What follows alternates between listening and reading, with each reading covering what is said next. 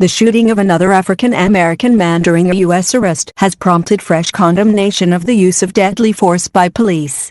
Rayshard Brooks, 27, was shot dead as he fled officers in a restaurant car park in Atlanta late on Friday. The killing sparked protests. A top House Democrat said Mr. Brooks' actions did not call for lethal force, echoing a statement by Atlanta's mayor. The city's police chief has quit and the officer involved has been fired. Atlanta is one of many U.S. cities where the killing of George Floyd by Minneapolis police has sparked protests against racism and police brutality. Mr. Floyd, also an African-American, died after a white officer knelt on his neck for almost 9 minutes late last month. What happened on Friday night? The Georgia Bureau of Investigations, GBI, said the officers were called to a Wendy's fast food restaurant because Mr. Brooks had fallen asleep in his car, which was blocking the drive-thru lane. Body camera footage released by the police department shows the officers administering a sobriety test and then a breathalyzer test with Mr. Brooks' permission. The two officers then try to handcuff him, at which point their body cams fall off. In security camera video, they can be seen struggling with Mr. Brooks on the ground. He grabs an officer's taser and breaks free from the officers, running away. As he is chased by the officers, Mr. Brooks is seen turning around and pointing the taser at them, before continuing to run and then being shot. What has the reaction been? On Saturday, protests were held at the scene and blocked a major road nearby. Crowds set fire to the restaurant and police used tear gas.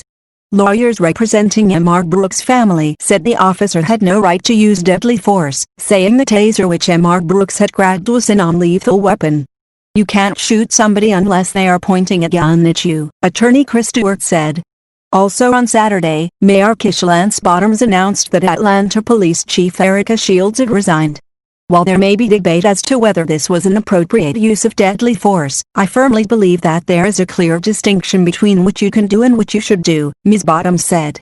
I do not believe that this was a justified use of deadly force. Representative James Clyburn, a South Carolina Democrat who is House Majority Whip, told CNN on Sunday. This did not call for lethal force and I don't know what's in the culture that would make this guy do that. The officer involved in the shooting was identified as Garrett Rolfe, 27. He had been in the police force for 7 years. This is the 48th officer involved shooting the Georgia Bureau of Investigation has investigated this year, according to ABC News. Of those cases, 15 were fatal. What is happening in other U.S. cities? Demonstrations have taken place across the U.S. and across the world since Mr. Floyd's death. Many in the U.S. are calling for the police to be reformed. In Minneapolis, the city council passed a resolution on Friday to replace its police department with a community-led public safety system. The council said it would begin a year-long process of engaging with every willing community member in Minneapolis to come up with a new public safety model. In New York, Governor Andrew Cuomo said he would stop financing local authorities that failed to adopt reforms addressing excessive use of force and bias in their police departments. President Donald Trump said on Friday that the chokehold method for restraining some suspects should, generally speaking, be ended.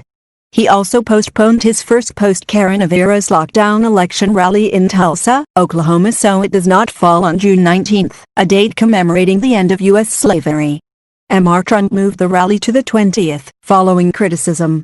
The location was also controversial, as one of the worst massacres of black people in U.S. history took place in Tulsa in 1921.